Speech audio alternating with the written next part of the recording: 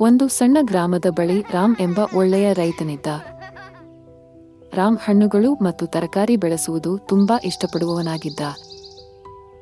ಪ್ರತಿದಿನ ಬೆಳಗ್ಗೆ ಸೂರ್ಯ ಉದಯಿಸುತ್ತಿರುವಾಗಲೆಂದು ಅವನು ಎದ್ದುಕೊಂಡು ಬೆಳೆಗಳಿಗೆ ನೀರು ಹಾಕುತ್ತಾ, ಹುಲ್ಲು ಹಚ್ಚುವಿಕೆಯನ್ನು ತೆಗೆಯುತ್ತಾ, ಹೊಲದಲ್ಲಿ ಪ್ರತಿಯೊಂದು ಬೀಜವನ್ನು ಜಾಗರೂಕತೆಯಿಂದ ನೋಡಿಕೊಳ್ಳುತ್ತಿದ್ದ. ಗ್ರಾಮಸ್ಥರು ಅವನನ್ನು ನೋಡಿ ನಗುತ್ತಿದ್ದರು. ರಾಮ್, ನೀನು ಇಷ್ಟು ಪರಿಶ್ರಮಿಸುತ್ತೀಯೆಂದು ಏಕೆ ಎಂದು ಅವರು ಕೇಳುತ್ತಿದ್ದರು. ನೀವು ಸಹ ಉಳಿದವರಂತೆ ವಿಶ್ರಾಂತಿ ಪಡೆಯಬಹುದು. ಆದರೆ ರಾಮ್ ಸದಾ ನಗುತ್ತಾ ಹೇಳುತ್ತಿದ್ದರು, ನನ್ನ ಕನಸುಗಳು ಬೆಳೆಯಬೇಕು ಎಂದಾದರೆ ಅದಕ್ಕಾಗಿ ನನಗೆ ಪರಿಶ್ರಮ ಮಾಡಬೇಕು.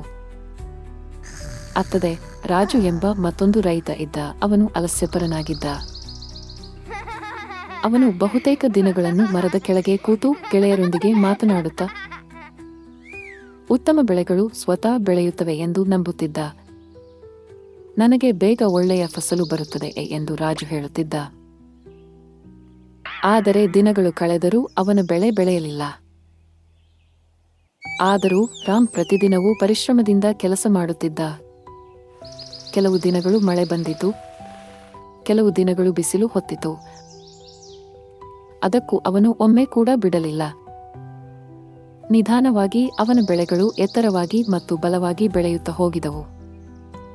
ತರಕಾರಿಗಳು ರುಚಿಕರವಾಗಿದ್ದವು, ಹಣ್ಣುಗಳು ಹೀನೆ ಮಧುರವಾಗಿದ್ದವು. ತಕ್ಷಣ ರಾಮ್ ಹತ್ತಿ ಹೊಲವು ಬಣ್ಣ ಬಣ್ಣದ ಹೊಸ ಬೆಳೆಗಳಿಂದ ತುಂಬಿ ಹೋದಿತು. ಒಂದು ದಿನ ಗ್ರಾಮದ ಕಡೆ ದೊಡ್ಡ ಮಾರುಕಟ್ಟೆ ಬಂತು.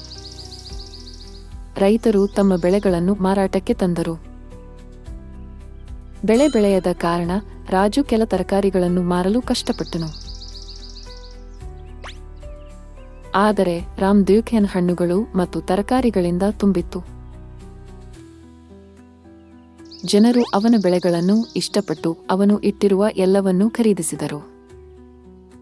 ರಾಜು ಆಶ್ಚರ್ಯಪಟ್ಟು ಕೇಳಿದ, ರಾಮ್, ನೀನು ಇದನ್ನು ಹೇಗೆ ಮಾಡಿದೀಯಾ? ರಾಮ್ ನಗುತ್ತಾ ಉತ್ತರಿಸಿದ, ಕಷ್ಟಪಡಿ ಕೆಲಸ ಮಾಡಬೇಕು ಮತ್ತು ಅಭಿಮಾನ ಇರಬೇಕು. ಕನಸುಗಳು ಸ್ವತಃ ಬೆಳೆಯುವುದಿಲ್ಲ, ನಾವು ಅವನ್ನು ಪ್ರತಿದಿನ ನೋಡಿಕೊಂಡು ಪೋಷಿಸಬೇಕು. ಆ ದಿನದಿಂದ ರಾಜು ತನ್ನ ಹೊಲದಲ್ಲಿ ಸಹಾಯ ಮಾಡಲು ಮತ್ತು ರಾಮ್ ಹೀಗೆ ಪರಿಶ್ರಮ ಮಾಡಲು ಪ್ರಾರಂಭಿಸಿದ.